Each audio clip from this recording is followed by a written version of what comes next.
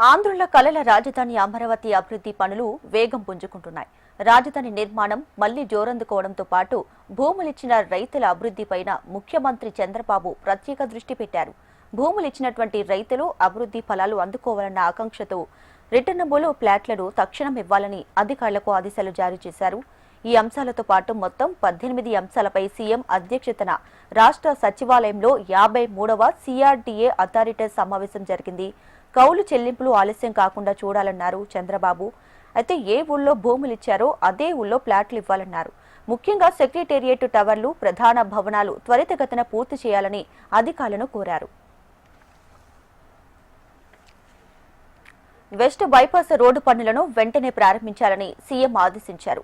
ఎక్కడైనా సాంకేతిక ఇబ్బందులు ఉంటే వాటిని వెంటనే పరిష్కరించాలని సూచించారు. ఖాజా టోల్గేట్ దగ్గర జాతీయ రహదారి చేరే రోడ్డు పనులను కూడా వేగంగా పూర్తి చేయాలని చెప్పారు. కరకట్ట రోడ్డుని విస్తరించి రాకపోకలు సులభం చేయాలని అభిప్రాయపడ్డారు.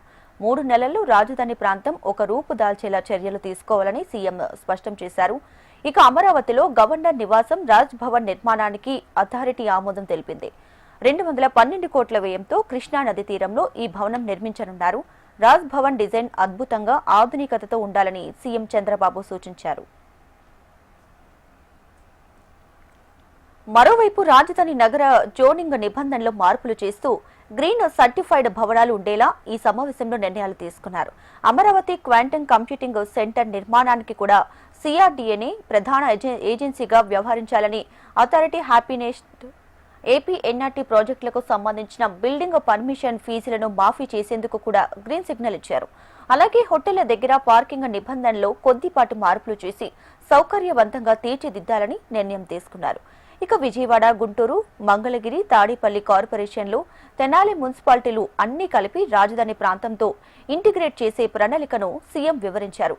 బ్లూ గ్రీన్ అమరావతిగా రాజధానిని తీర్చిదిద్దాలని స్పష్టమైన దిశానిర్దేశం చేశారు.